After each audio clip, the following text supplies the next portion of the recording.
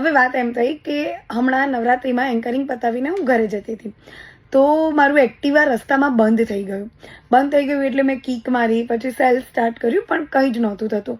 અને time I think રાતના 2:15 વાગ્યા હતા. તો સીધી નોર્મલ વાત છે ને કે ડર લાગે કે ભાઈ હવે 2:15 હું કરીશ શું એમ. ઘર નજીક જ હતું, પણ એટલું પણ નજીક નહોતું કે હું એને દોરીને લઈ જાઉં. તો થયું એવું કે 5-6 લોકોનું ગ્રુપ હશે, 2 છોકરીઓ હતી ને 4 છોકરાઓ, સમથિંગ એવી રીતે હતું. એ લોકો પોતાના 2 વ્હીલર પર જઈ રહ્યા હતા. તો એમણે જોયું મને કે હું સ્ટ્રગલ કરી રહી છું મારું એક્ટિવા શરૂ કરવામાં. તો એમાંથી 2 છોકરાઓ ઊભા રહ્યા. મેં હેલ્પ માગી પણ નહોતી, સ્ટીલ ધે સ્ટોપ. અને એમણે બિચારાએ ટ્રાય કર્યું મારું એક્ટિવા શરૂ કરવાનું, પણ ના થયું. તો પછી એમણે મને પૂછ્યું કે તમે ક્યાં રહો છો?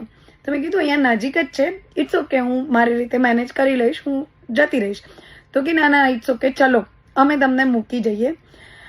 અને યુ નો વોટ, એ લોકોએ એમાંથી એક છોકરાએ મારું એક્ટિવા પકડ્યું, બીજાએ એને પાછળથી ધક્કો માર્યો, બીજાએ મને એમ કીધું કે તમે મારા એક્ટિવાની પાછળ બેસી જાઓ કમ્ફર્ટેબલી, તો તમને વાંધો ના આવે. તો એવી રીતે કરી અને એ 6 જણા મને છેક ઘર સુધી મૂકવા આવે. લાઈક મારા ઘરે જવાના રસ્તામાં એક ગલી આવે છે, તો મેં કીધું બસ અહીંયા ઉતારી દો, વાંધો નહીં, હું જતી રહીશ.